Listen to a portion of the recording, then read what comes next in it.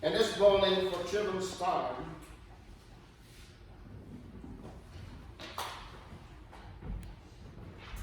let me just say here. Come on, folks. Yeah? What are we talking about this morning? What has been a thing since you've been in church this morning? Oh, the whirlwind, right? Whirlwind. And that's the wind that God spoke to Job, right? That's how he came to Job. And Job has questions, and God has questions too for Job, right? But listen to what he says here. Can you give order to the clouds? Can you make them pour rain down on you? Do you send the lightning bolts on the way?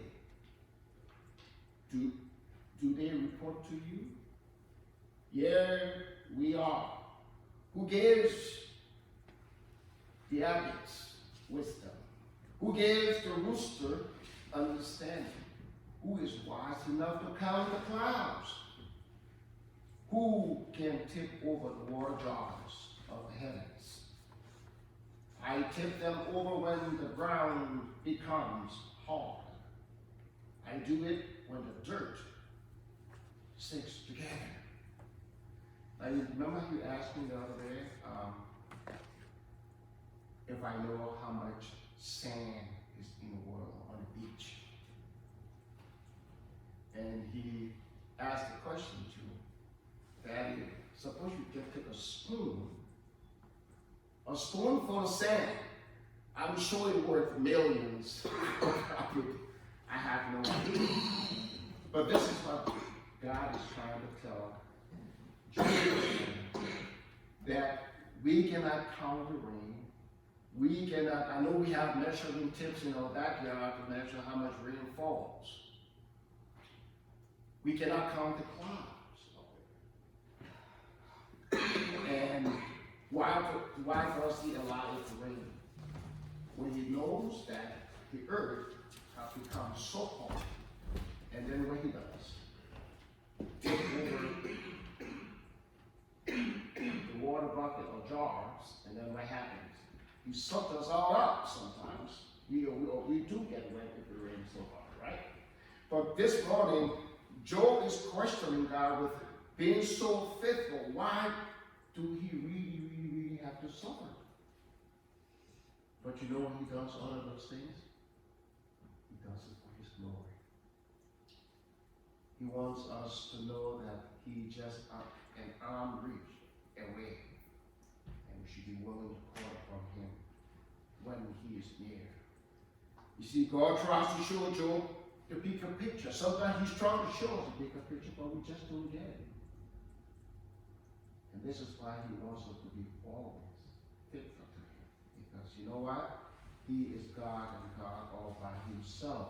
He comes when the time is right. Even though we want him to come at a certain time, but he comes when the time is right. So today for our prayer, I want each of us to cover our mouth and sit quietly for 30 seconds. During that time, I want you to think about how awesome God is.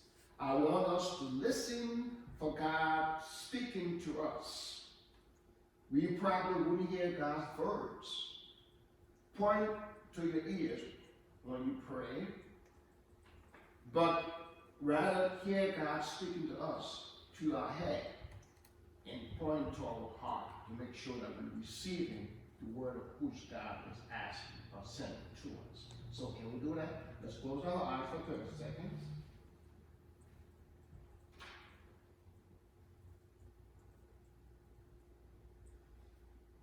As you pray, then you're going to point to your ears. Point to your ears.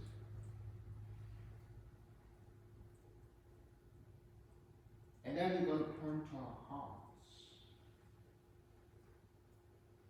And repeat this prayer after me. Awesome God, an amazing God, All the wisdom I have comes from you. All the wisdom I have comes from you. Remind me that there is so much Remind me that there is so much that this world, about this world that I do not know. that I do not know. Help me to put my trust in you. Help me to put my trust in you.